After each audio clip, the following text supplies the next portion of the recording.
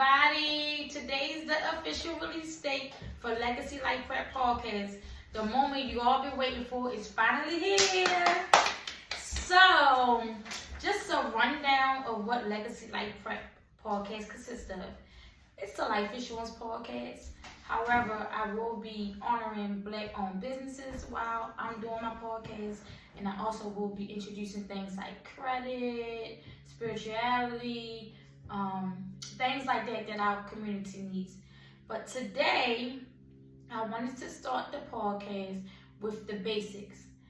I have a list of 25 questions that I know that people normally ask or should ask when they're getting life insurance. And I have Miss Donna here. Hello. She's a makeup artist, guys, so make sure y'all talk to her too after this show. Yes. So she's going to be reading the top 25 questions that are asked or should be asked when getting life insurance, or just questions that people need to ask so they can be a little bit more aware about what life insurance is. So Donna, you can start with the first question. First question, do I absolutely need life insurance? Okay, so I will say, if you have any dependents or anybody depending on you, I would say yes, you absolutely need it. Now, sometimes people become wealthy in the long run and they may feel they don't need it forever, and that's fine. But I do think everyone should start off with getting some life insurance. Okay. Number 2, what type of life insurance do I need to buy? Okay, that's a good question. So, buying a life insurance depends on the person's health, age, who they're getting it for, what type of illnesses they may have. We have burial expense, which is just for people that just want burial, just between $5,000 to $10,000. Some people can't even get more than that due to their health issues. And then we have people that have term life policies where they get a 30-year term, 25-year term, because they feel that in 30 years they may not need this policy. They may have a plan in play. Then you have whole life insurance where you could get it from age birth up until the day you die, and the whole life insurance, it has a cash value to it, and we'll be talking about that later too. Okay. Is there a waiting period before coverage goes into effect? So, for most policies, when you're doing like a term policy, there is no waiting period. However, if you're doing like a guarantee issue policy, and what that means is there's no health questions asked or anything like that, they just guarantee that you can get this policy. There is a 2-year contestability period, which means, Lord forbid, if you pass away before those 2 years, your family or your beneficiary will only get what you put into the policy and 10% of that policy. So that's the contestability period. However, most policies, once they go into effect, they're in effect right away, and they may not have the contestability period. But if there's like foul play when someone passes away, like if they're suicidal and things like that, then that may affect them getting the coverage too. How much does life insurance typically cost? So with life insurance, again, it depends on your age, your health issues, if you have DUIs, if you have felonies, those things come into play. So it's not like a ballpark figure when it comes to life insurance. Someone can be 18, healthy, and paying $10 a month. Somebody can be 18 and have health issues or have a felony, and they could be paying $45 a month. Right. So it all depends on if that person smokes as well, their age, their health, if they have any DUIs, and if they have any felonies. That would be how you get to calculate how much the person will pay. I will say, the younger and healthier you are, the cheaper the price will be for life insurance. Do I need life insurance if I have it through my job? This is the ultimate question I always get, because I talk to people and they say, well, I got that through my job. So let me tell you and them, it's okay to have it on your job. I'm not knocking anybody's job. However, have your own policy, because guess what? Your job owns that policy. You don't own it, no matter what you put your John Hancock on, no matter who you made the beneficiary, that job owns that policy. For example, if you leave the job, they're gonna ask you, do you want to take the policy with you? If you take the policy with you, 9 times out of 10, it's gonna be sky high because you was getting a group rate for being at that job. Or they're gonna say you can't take this policy. So just think, you've been in business with somebody since you was 20 to age 60, and then you decide to leave or you retire, and they say, well, do you want this policy at 60 years old? Now you got to pay $100, $200 something dollars for this policy that you was only paying $10 to $15 for before because you was in that group rate. Also, I've also seen firsthand where people only have a job policy and someone dies and their job don't pay for, you know, the funeral expenses and stuff. It's unfortunate, but it's in their hands. So I always say, if you got someone on your job, also just have a little bit on the side for yourself because you own it and you have the responsibility to take care of your home and your family. What is the insurance monthly and annual premium? Okay, so monthly premium and annual premium, this is the big difference between that. Annually, it might be a little cheaper when you do it yearly, just like you do like car insurance. It's cheaper when you do it as a whole than breaking it down. Monthly premiums can range from, like I said, between $10 to $200 a month. It just all depends on how the person want to do it. I recommend, if the person can, to do it yearly, so that way you won't have to keep thinking about it coming out your account every month. But if you can, it's okay. Do it monthly. Is the physical exam required for life insurance? Get this question asked a lot too. So normally, you don't have to do a physical exam. However, if you're getting a certain amount, let's say over $300,000, most companies will say, okay, we need this person to get an exam, blood and urine, because Lord forbid if you die the next day and you got that policy in place, they got to pay you. So they want to make sure that you're healthy. Also, if you have any health issues or obesity, things like that, they are going to get you to do an exam. But naturally and normally, you don't really have to do an exam. So it all depends on the circumstances. What happens if you miss a payment on premium? Okay. I tell people this all the time. Do not let your policy lapse, because that's what's going to happen. If you miss a premium or payment and it get past 2 to 3 times that you missed it, your policy is going to lapse. I tell people, do not let your policy lapse. Pay late if you need to. Treat it like it's your rent. Treat it like it's your mortgage. Treat it like you do your cell phone. Heck, y'all pay for cable and all that stuff. Make sure you got that intact, because what happens is you get behind when you don't make that payment, and then it can lapse.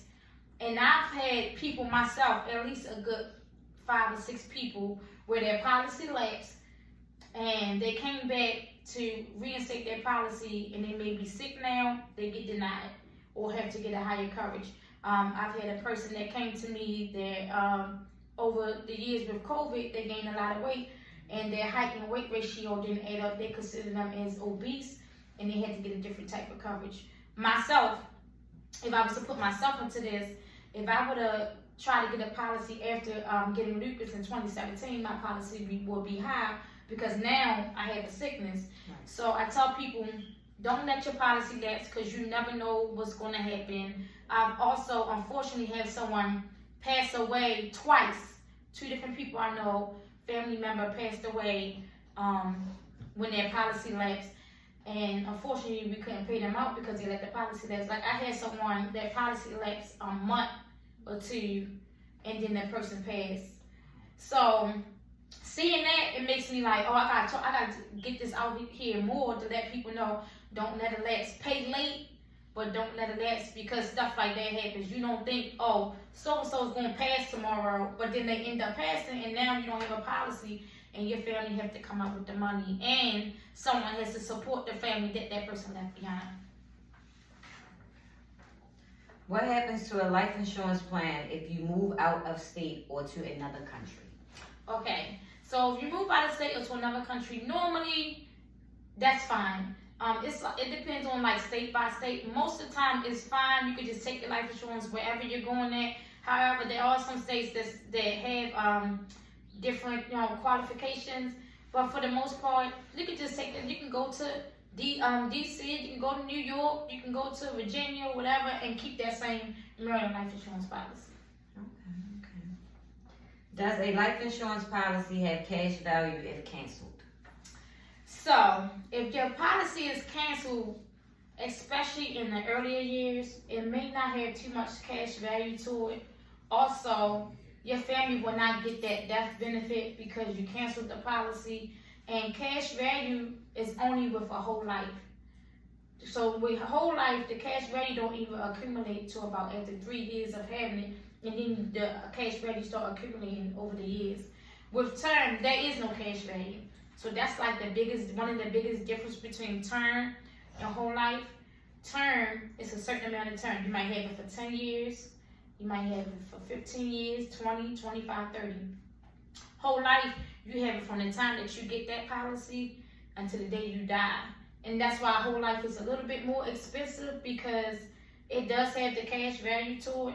And you have it to the day you die versus just a little small term period. So with term, you get more for your money, but it's just a certain amount of period. How long have life insurance companies been in business?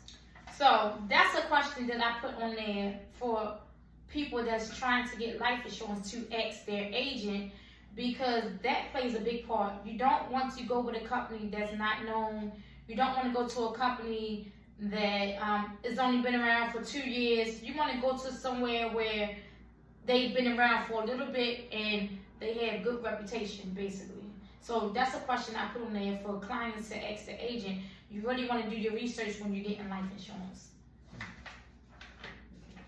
Is the life insurance company...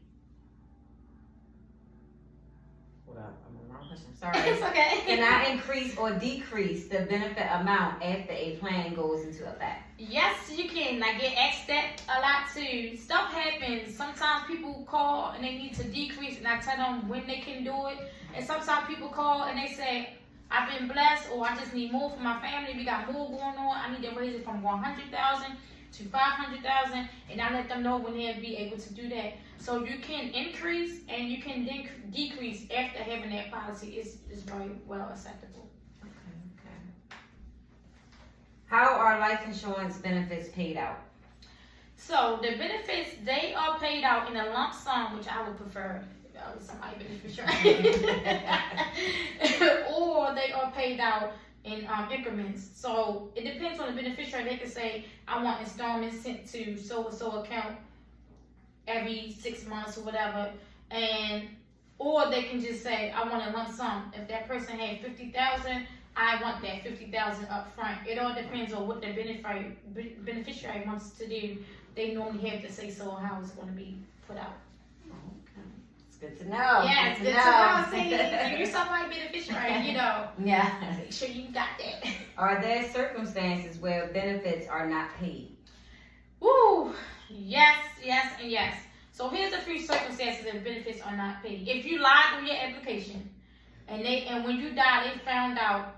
Say for instance, you said you was not a smoker of cigarettes, and then when you died, they found out from your lungs and stuff that you've been smoking for 30 years. They might say we're not going to pay that out. If you lied and said you don't have any illnesses and you had it for a long time and you may have passed from that illness, they may not pay out. They may not pay out if it's suicidal. They're not going to pay out if there's illegal activities going on when you die. Not necessarily if that's what you do, but if you're dealing drugs in the midst and you get killed, they may not pay out. So it's different circumstances where they might not pay out. Oh, also this, when I was talking about the whole life policy, when trying to get my words together. Okay, so somebody have a whole life policy and they died before that 2 years, they may not pay out because they're only going to get what they put into the policy, and they might get 10% of that policy, but they won't get the whole policy because they had the contestability period. So you got to keep those things in mind. If you lie on your application, if you're in illegal activities, or if you just pass away before your contestability period is up, then they may not pay out. How long does it take for benefits to pay out? Okay, so normally with if someone passed and there's no foul play, they have to make sure there's no foul play. The benefits may take place within a couple of weeks to a couple of months for you to get the money that you deserve. The beneficiary to get the money. It all depends on the company. All depends on how everything moves when the person is being buried and when the beneficiary is reaching out to the company. But normally in a couple of weeks you'll have that money to a couple of months. The longest I've seen was probably a good about 6 months, and that's because they had to dig deep into the situation. But normally it don't take that long. I've seen people get it in 14 days. Yeah, see, and I've seen people get it in 7. So it all depends. Are there application fees when you apply for life insurance plans? So normally there aren't any fees, but some companies, especially if they offer guarantee issue policies, there may be a fee to join their membership, and normally it could range from like $10 to $20. And it's not a monthly or yearly thing. It's just a one-time fee to join their membership, and that's it. But for the most part, the average companies, you don't have to charge a fee, get a fee charge for life insurance. You can get a free quote from pretty much anywhere. You call your agent, say, hey, I'm so-and-so weight, I smoke, I do this, I do that. Can you get me a rate? And that quote is free. The quotes are free. So like I said, when you're doing the application, sometimes there are companies where you have to pay for the membership, but the actual application process is free. Okay, question. Okay. So how much are some of the application fees? Okay, some of the application fees. So I know with Sons of Norway, they have a membership program. When you become a member, if you're local, I think it's like $18, and if you're not local, it's like $25 or something like that. So they're cheap, and it's like I said, it's only that one-time membership fee, and most companies don't do it. But sometimes the ones that have the guarantee issue policies, they do have a membership fee. Okay. Can a premium change or increase over time? Yes. So I get asked that a lot too. With term life, your premium can change over time depending on the company. It will go up some as you age, but with whole life, the premium stays the same the whole time. There's no change in it. So those are the things you gotta think about when you're thinking, do I want to get term or do I want to get whole life? Do I want to have this for 30 years because I'll have a financial game plan in play, or do I want to have it my whole life just to be safe? Because it all, like I said, it depends on the person. You got people that's millionaires and they feel, oh, I'd rather just invest my money and get a small policy versus putting all my money into this policy. So it all depends on where that person is at in life, what they want for their family, if they have businesses, if they have a home to take care of. So all of that comes into play when you want to think about if you want to get term or if you want to get whole life. And I also want to add, there's a policy called term with ROP. That means term with return of premium. A lot of people do not know about that. So I want to touch bases on that before we get to the next question. What that means is you can have a term that's 30 years, right? Mm-hmm. Say, for instance, you outlive that term. Mm-hmm. Instead of like a regular term where you got to start all over, you can either get all the money you put into that term policy for those 30 years, or you can convert that term policy to a whole life and you never had to pay for that policy again. So I call that policy the best of both worlds because you're not losing out on anything. Right. It's not as expensive as whole life. It's not as cheap as term. It's like in the middle. Right. It's like the middle policy. I call it the best of both worlds because if you die before the 30 years and you got $200,000, your family got $200,000. Right. If you outlive it, you get all that money you put into it back, or you could say, you know what? I want to keep this policy a little until I die, and then you never have to pay for it again. So I'm gonna convert that $200,000 policy to a $100,000 whole life policy. Then bam, you're good to go. So I recommend that policy to anybody that's healthy and young, under 45, because it's a good policy to have. And like I said, it's not as expensive as whole life, and it's not as cheap as term. It's right there in the middle. And what is that policy called? It's called term with ROP, meaning term with return of premium. Please check that out. Look it up for yourself. it's the best policy you can ever get, especially if you're nice and healthy. Good to know. What is covered if I become disabled? So if you're disabled after the fact that you have life insurance, they can't change anything about your policy. However, say for instance, if you become disabled and then your policy lapses. Right. So if you get disabled after having that policy and then it lapses, they can say, oh, we don't want to cover this person because now they have lupus, or now they have sickle cell, or now they obese, whatever the case may be. They can say, we're not going to cover this person, or we're going to break down, which means you're going to pay higher than the person your age would normally pay. So that comes into play when in terms of having an illness. Now, if you have an illness prior to getting insurance, they're just going to base what you can get off of that illness, if that makes sense. So if I would have had lupus prior to getting my policy that I have now, they probably would have rated me versus the rate that I have now because I had it after, if that makes sense. Right. So the policy, I had one policy I got after my lupus, and I have a policy that I had before my lupus. Of course, the policy before my lupus, I get more for my money because I don't have, they don't know I have lupus. So the one after lupus, unfortunately, it costs a little bit more for less coverage. So I always tell people, if you're healthy, try to get it because it's not expensive at all. Life insurance isn't expensive. And if you're young, definitely try to get it. I always try to get these teenagers, 18 to 21, get their life insurance because it's cheap. Okay, question. We're gonna backtrack. Okay, I got you. Where it says about the number 16, are there circumstances where benefits are not paid out? Okay. All right, now you just explained your first insurance policy does not know about your lupus. Right. So, God forbid you pass. Will you still get that being though they do not know? I'm glad you asked that. So, yes. Okay. Because the point is, they will see that I had coverage way before I had my lupus, and they can't change that. The only way it would change if I was to let my policy lapse, and they say, "Oh, we rerunning your social and everything, the reports. You got lupus now. You got to pay so and so amount." But because you have it before, listen to this, because I've got people covered, and my clients will tell you, they come and tell me, I'm about to go to jail. I'm about to be diagnosed with so-and-so. Let me get this coverage before this all happened. And I'm glad to be the agent they want to come to because I'm going to keep it real and tell them, yeah, as long as you got it before this and that happened, before it's on paper, as long as you got that insurance before whatever's going on in your life is on paper, whatever devastating happened is on paper, they can't do nothing about it. And a lot of people don't know that. Okay. Does insurance offer a final expense life insurance plan?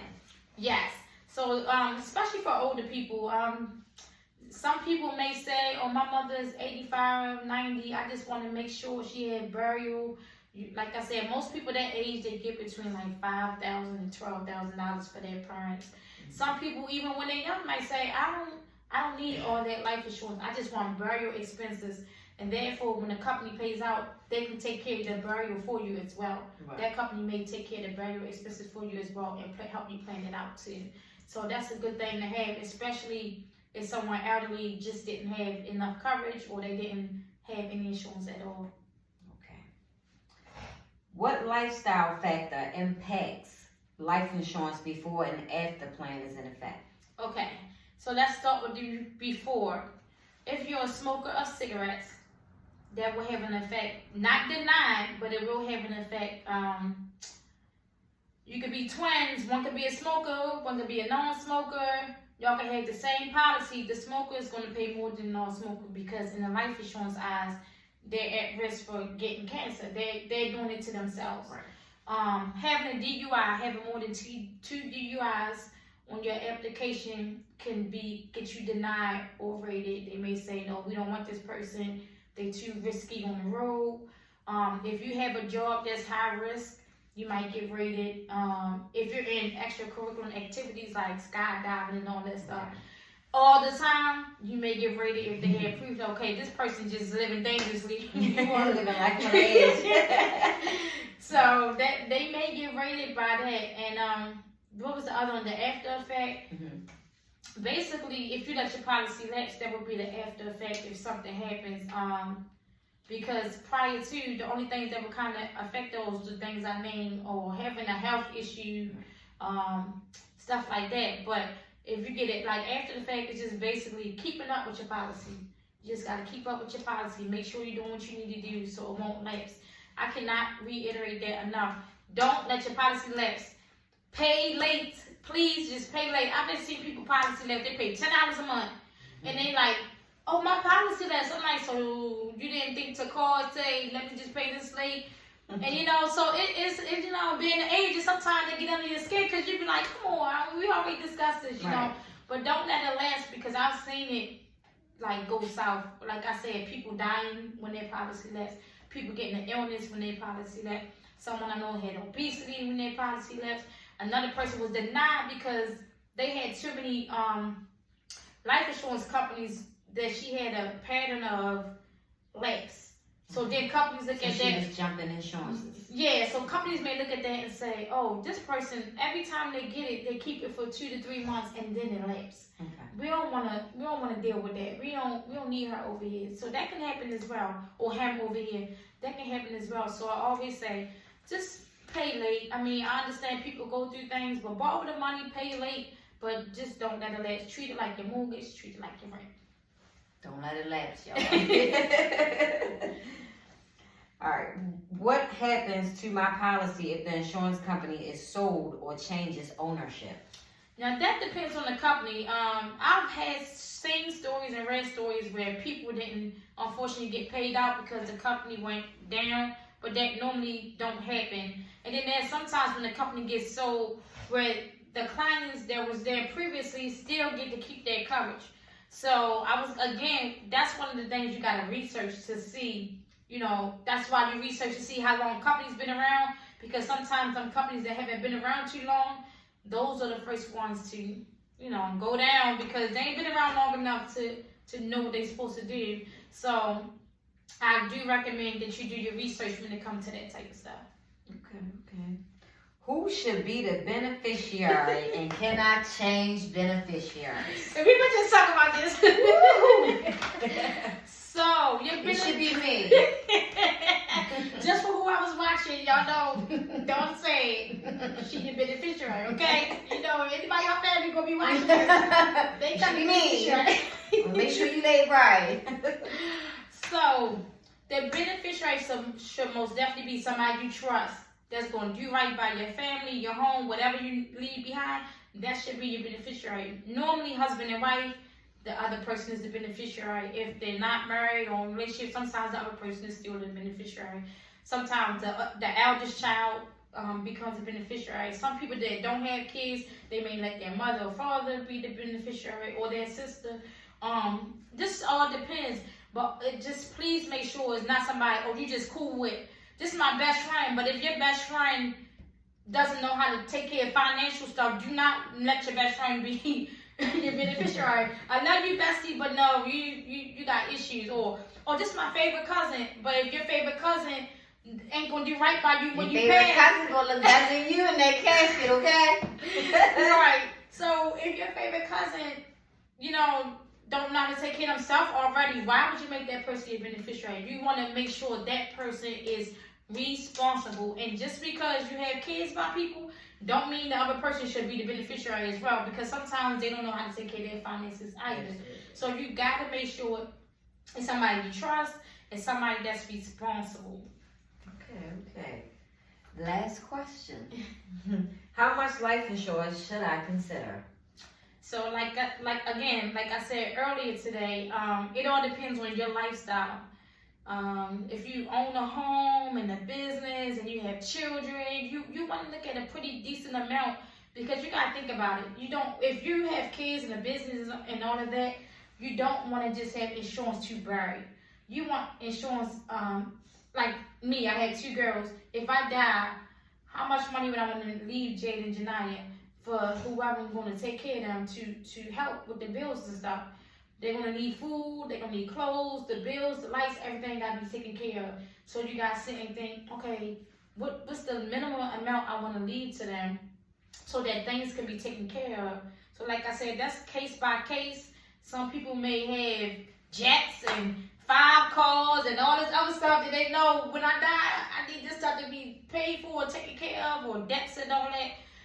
So I've seen people get from $5,000 to $2 million in life insurance policy. So it all depends on what that person think their family may need or they may need if they was to pass. She sold me with the best of both worlds policy, okay? Yes, it's called Term with ROP, Return of Premium. Yeah. That is the best policy. And if anybody would like to talk to me about that when this is over, y'all already know, call me at 443-538-1246 or hit me up on one of my platforms at Legacy LIFEP. So that's the end of the first podcast. Be sure to tune in for the next one that will be dropping next week. All right.